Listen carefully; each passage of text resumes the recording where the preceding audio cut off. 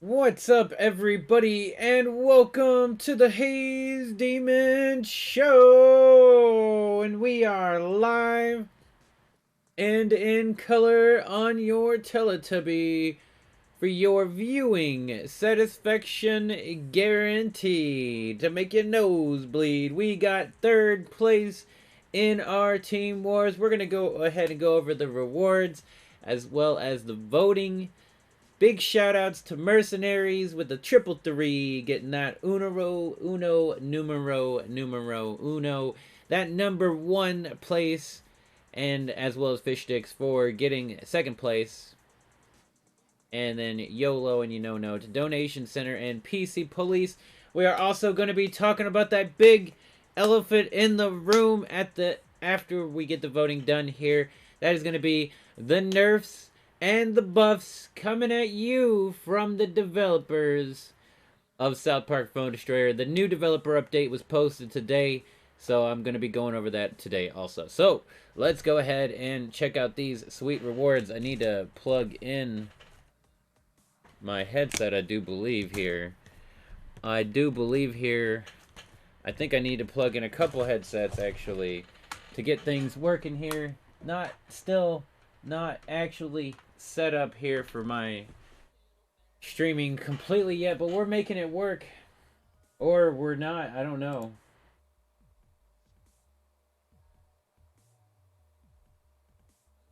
I'm recording and it keeps saying I'm having some issues here, which is not normal.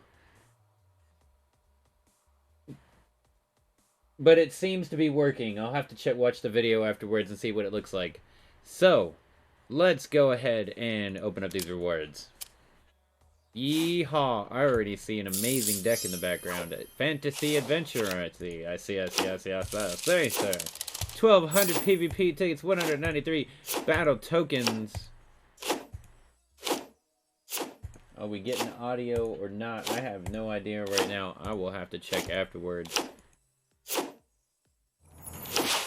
Rare, I hear that's audio a on start. one headset. Can't have too many rares. Epic, like that time I kicked Cal's ass. We got the classy.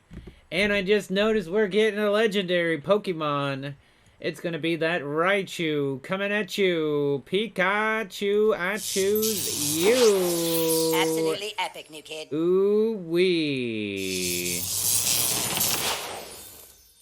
Legendary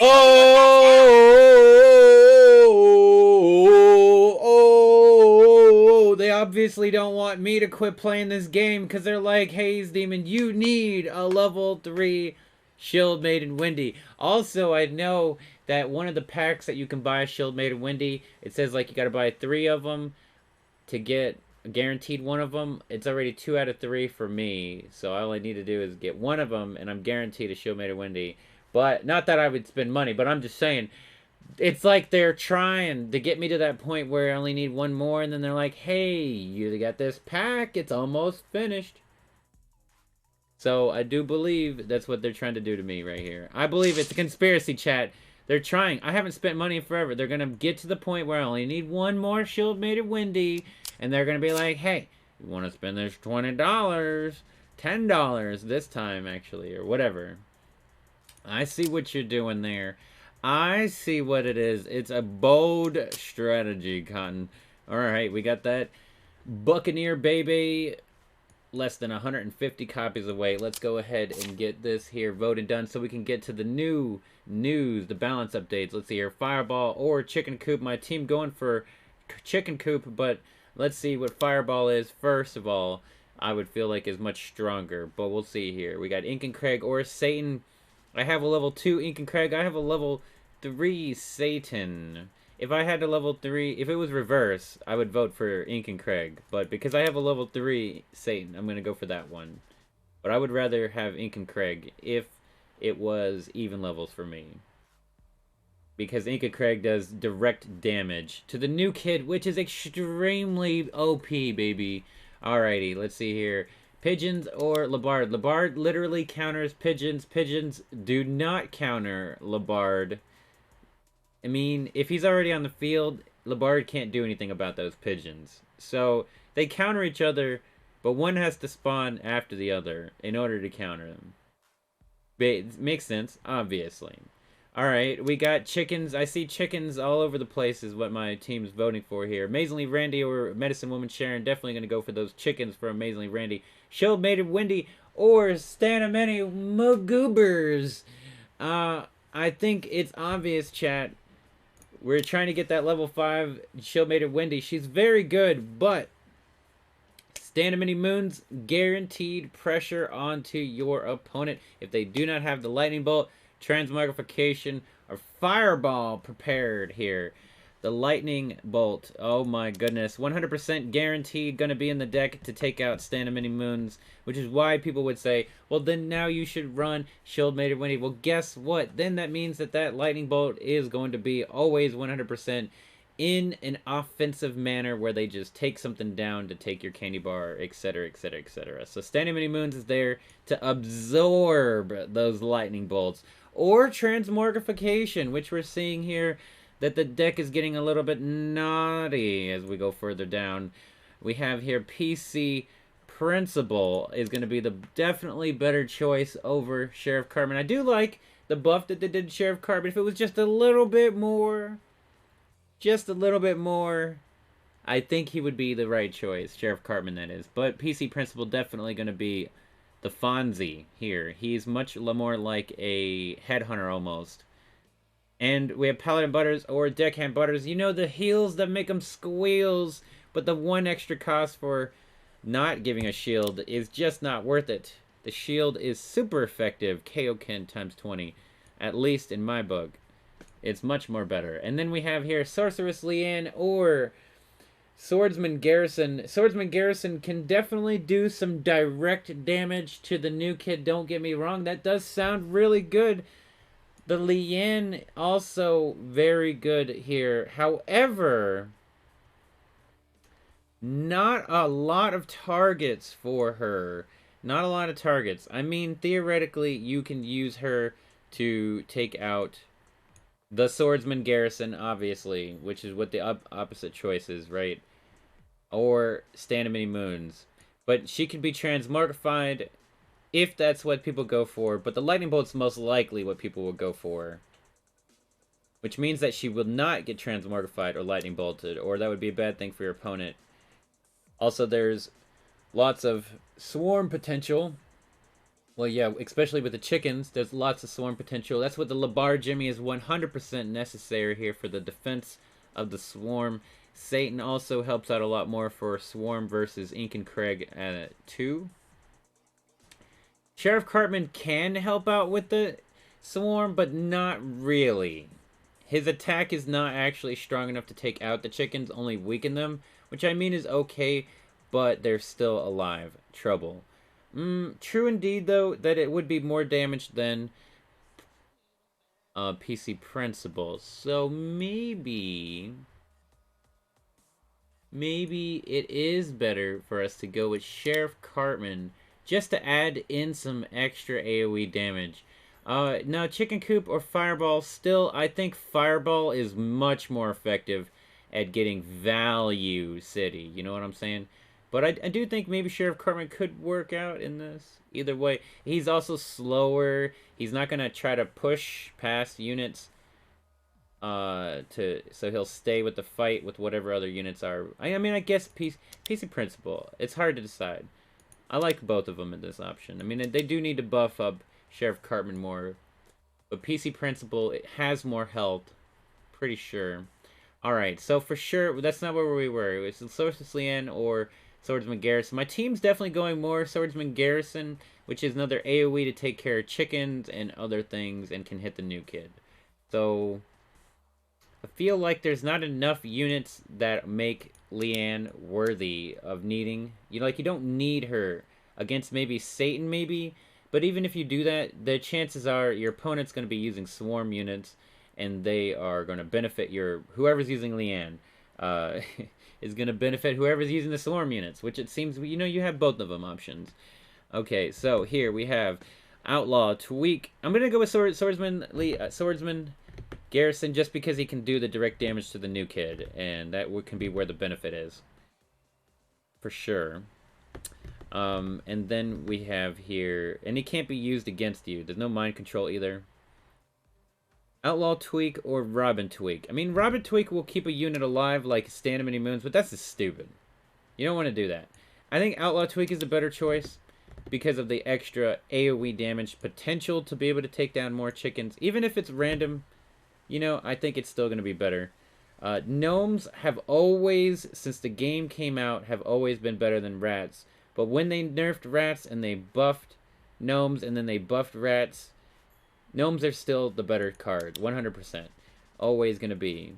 And I have them at level 6, and I have rats at level 1, which they'll be played at level 4, but anyway. And Canadian Ike is always a terrible idea. I don't know why anybody would choose this card ever. 0% reason. Sure, Robin Tweak, Canadian Ike could win a game randomly. No, it's not going to happen. Quit lying. I mean, sure, there is no Enforcer Jimmy, right? No power bind. No, so there's no way to stop him from healing. But the fact of the matter is, actually, if there's Canadian Ike in this match, I am 100% saying Sheriff Cartman. Because you do not want PC Principal pushing this card around the field and giving him the chance to boost up his health. So Sheriff Cartman all the way, just because of that one card here. But I definitely, especially since I picked Outlaw Tweak, I think Sally's better. She's one cost less, and you're going to get the damage that you need done. You don't need a unit to be able to stay alive. You just need a unit to be able to go out and do damage and not be not cost efficient. And that's plain and simple.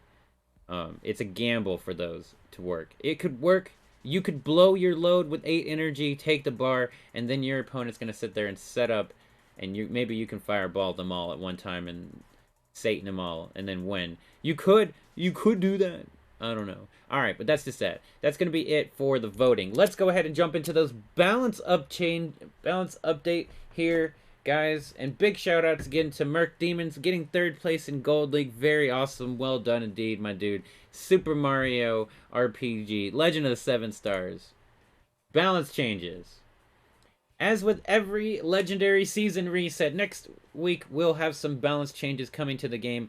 These changes will go into effect the following legendary season reset on May 5th. Note, these changes are currently pending testing, and the finalized list will be in next week's update.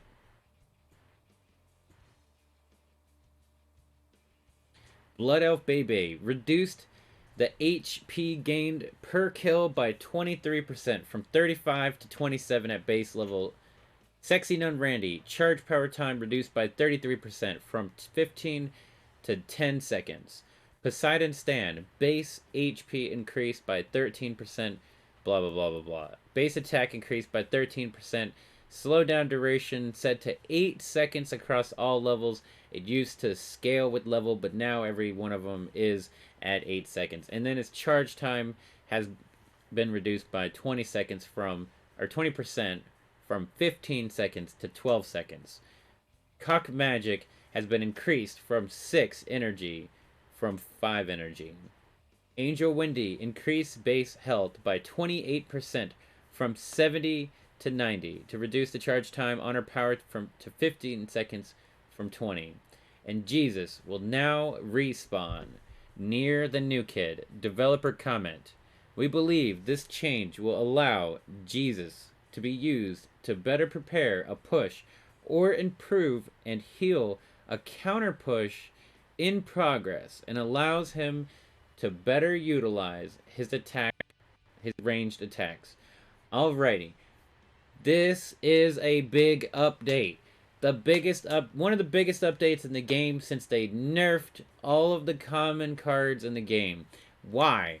Because of one card in this list right there. Cock Magic. Now, was it necessary to nerf Cock Magic? Maybe. Maybe being most likely. But the reality is that Cock Magic was the kind of card that took advantage of people that were greedy in aggression, and it's the same thing that you can do with a fireball if people group up their units in greedy and aggression. Same thing with arrow storm. If units are moving across the field, greedy and aggression, you can punish these specific types of plays based on the spells. Now, Cock Magic has been nerfed by the one energy. Is it going to be a big difference? Yes. Yes, they are 100% pushing the envelope, or whatever you call it here. They're pushing the man, bear, pig, mystical game. Because if Cock Magic is weaker, then man, bear, pig is stronger. What is man, bear, pig combo with? Mystical theme. So they are, in a way, all of this is buffing mystical theme. The nerf to Cock Magic is a buff to mystical theme. The mystical units being buffed are a buff to mystical theme. And Blood Elf Bebe being nerfed is a buff. These are indirect buffs, right? Is a buff to Medusa Bebe to guarantee that whenever you are choosing Blood Elf Bebe over Medusa Bebe, you are choosing to have one less energy for less health overall, 100%. Because she was becoming, Blood Elf Bebe would become a tank. Now, did Blood Elf Bebe need a nerf? Yes. Yes, she did. And this is actually a good nerf for her, because she still has her power of attack and attack speed. You know what I'm saying? And that's what makes a big difference for her, for sure. And energy cost, right? So the HP, I feel like, is a good nerf for her. I feel like Sexy Nun Randy, the 33% increase allows him to put more assassins on the field. He's supposedly the worst Randy. I think they're all terrible except Amazingly Randy. But supposedly he's terrible. I actually really like him because he spawns assassins, which can do some critical damage in a shorter amount of time, which the other spawned units cannot do. Now, being able to spawn more of them is quite crazy indeed, especially if you see him comboed with Mr. Hanky. So I feel like Sexy Nun Randy's buff could be good, pretty good. It's not going to make him super amazing. It is going to make him super interesting, though. Poseidon Stand, I feel like Poseidon Stand and Angel Wendy, we're going to chunk them both together in here in the analysis, and that's going to be that both of their increases don't really do anything for them in the long-term in-game of South Park Phone Destroyer, being that they are not, they're just common cards, right? And they're nothing like Blood Elf Bebe, which should probably be a rare card anyway. Poseidon Stan and Angel Wendy. What this is going to do for them is make them viable for the people that enjoy playing Mystical. They haven't paid to win the game yet. They're still low-level new kid. They're playing other low-level new kids. They're at a low rank, right, where these cards are still viable and they can still have fun playing random decks. Now, the slow is obviously still very good with Poseidon Stan, but what we're saying here is this puts them at more of a competitive state of where the superheroes are good at lower ranks. Now they have something to kind of compete with, even though obviously there is other cards they can, but I'm just saying these are now up there in that pool of viable cards to fight at the lower ranks, the early mid-game of your collection as you're leveling up all these different cards. And then we have Jesus will now respawn near the new kid. Is this a good thing? Is this a bad thing? Hard to tell, to be honest. It's hard to tell. There is one specific thing here, that he will heal a counter push. So basically, you put a unit down to defend your new kid, and then you would spawn Shieldmate, and then all the units are targeting your Shieldmate and Winnie. Let's just imagine that's who it is. Shieldmate and Winnie, you spawned to protect your new kid while their push is coming in. Then you spawned Jesus behind whoever, you know, the Shieldmate and Winnie, right? She dies, he heals her, she dies, right? And then he dies, and as he dies, he may spawn slightly behind the new kid, or wherever Mysterion spawns is like right next to the new kid, I think. I'm not quite for sure. But this would give you time to put a new unit in front to be able to start tanking, and then him be behind, so you can kind of put him in front and even tank some damage, and then end up teleporting backwards, so you could prevent the unit from getting targeted by other units right away, too. So like you can use him to immediately heal and then spawn behind him, and it doesn't really matter as much about the second heal. But the thing is now you're nerfing Jesus's ability to do a push, an actual push, which is where he really probably shined more. Now, let's say most of the time, yes, he's coming across the field and then he dies and he respawns in the same spot, and then he can't do anything about it. There's literally nothing he can do because every other unit's dead and you can't protect him. That's understandable. But when you have a push of, let's say, 2 units in Jesus, and then not the other 2 units die, but Jesus dies for whatever reason, and then he should be able to come back and heal the other units in the forward push. Now he can't do that. But, I mean, him still coming back after the push means that you can still leave him backwards, or leave him in the back row, and then go to defend again. So you were in a push, he died, then he respawned, and now you're in a counter push. His heal's not there, but you're just trying to get more value from his ranged ability. That means you're still gonna have to invest more energy to keeping him from just getting insta-killed again. Regardless of where he spawns, it doesn't matter. You're still, but now it gives you the option to, if you want to protect him or not. Because if he respawned on the other side by himself, you had no option of, do I want to try to keep him alive after he spawns? Because he's gonna die no matter what. He's gonna get targeted. You can't spawn a unit over there. But now you have a choice. So, and there's a possibility that he walks straight across the field and can put pressure on the new kid if their energy is low, still, in a way. Because he might miss, he might not target the other units as they're maybe walking across the bottom of the field or the top of the field or something like that. So there's a lot of things with Jesus that seem, it could be interesting for the gameplay. I think it could be for the better for him, because the longer a ranged unit stays alive, the more value you can get from their auto attacks, which he has a strong auto attack. And so I feel like you have the potential to get more value out of him versus before. And that's what matters the most, getting that value. Now, we're going back to Cock Magic again, because I just wanted to go over everything, and then we're finally talking about Cock Magic one more time. The 6 cost isn't going to make a huge difference overall. The thing is that generally, if you're in a situation where somebody has overinvested a lot of heavy units, the level 5, level 6 legendaries, literally the only way that I was able to get this deck to work is by using Cock Magic. However, the big one in here, Thunderbird, helped out a lot, and this is what we're gonna see it evolve into 100%. I do believe it 100%. We're gonna see Cock Magic being used with Thunderbird. It's gonna be used with Tupperware, and it's going to be used with the main card, I believe, is going to be Alien Drone. Because with Cock Magic and Alien Drone, you can have your 10 energy and eat your cake too. But anyway, what I mean is you can put down your Alien Drone, and then they're still going to be moving across the field, and that allows you to use your energy. You're at 10 energy, use Alien Drone.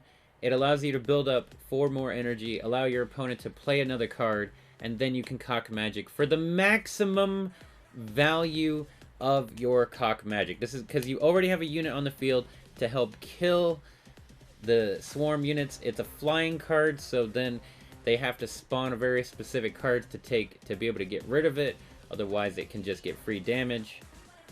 But definitely, it's going to be... This is another buff towards Alien Drone 100%. If you're not using this, then that means you're using 6 energy for Cock Magic on however many units. Plus, you're going to have to play a 2 or 3 cost card minimum. You're going to have to play an assassin, or you're going to have to play a fighter unit to be able to protect yourself from all of the chickens, which means that you have the 6 energy Cock Magic plus 2 or 3 more energy for a total of 8 or 9 energy that you're having to use now to defend. So Alien Drone, Thunderbird. Thunderbird is a little harder because you can't control it as much, but definitely Tupperware and Alien Drone are going to be more viable to be able to get the efficiency out of Cock Magic, which I already was doing this to get the maximum value out of Cock Magic. It felt a little cheesy, but it works, and that's maybe why they also nerfed it too. Who knows?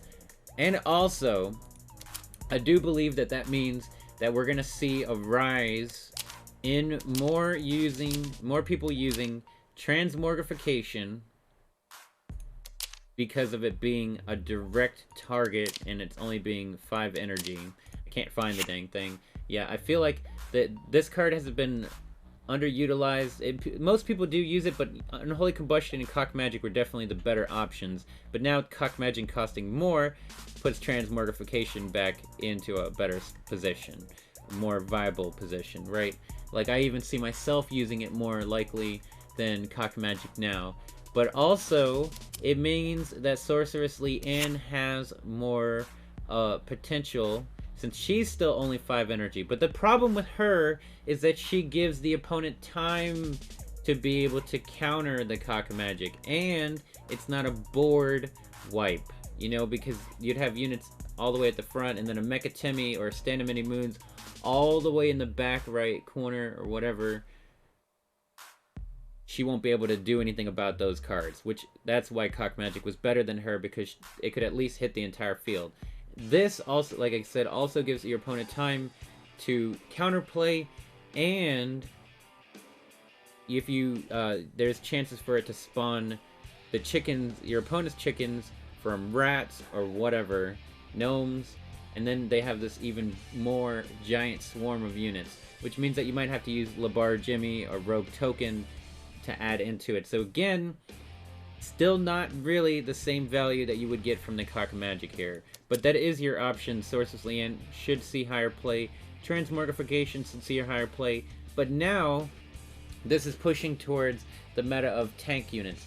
So the next nerf 100% in the future, I don't know when, is going to be Dragon Slayer Red, because once Dragon Slayer Red gets nerfed, then it's going to be a full-on back to the tank meta instead of swarms, because that's what, whenever they buffed the legendaries, it was all about the biggest, thickest units on the field, and they've been buffing swarm units for so long now, and now that they buffed Man Bear Pig, they're pushing towards the heavier decks, because if you're playing Mystical Theme, in order to spawn Man Bear Pig, you're going to be playing the thicker bodied units, Medusa Baby, Master Ninja, Witch Doctor Token, Zen Cartman, and Pope Timmy, and Grand Wizard Cartman, maybe Priest Maxi, but Grand Wizard Cartman and Man Bear Pig are definitely going to see a lot more play now.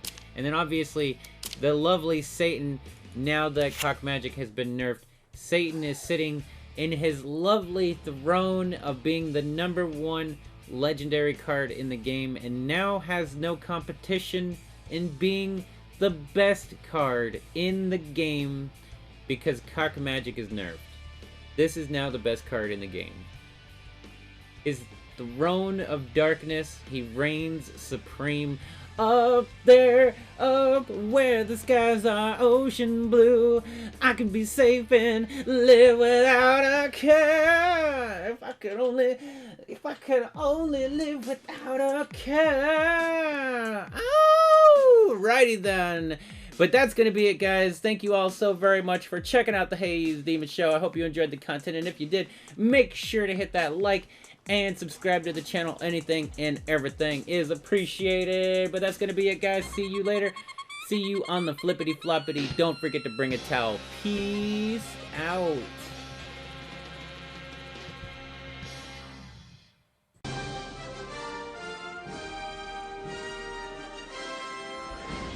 Young people from all over the globe are joining up to fight for the future. I'm doing my part. I'm doing my part. I'm doing my part. I'm doing my part too. They're doing their part. Are you? Join the Towel Nation and save the world. Service guarantees citizenship.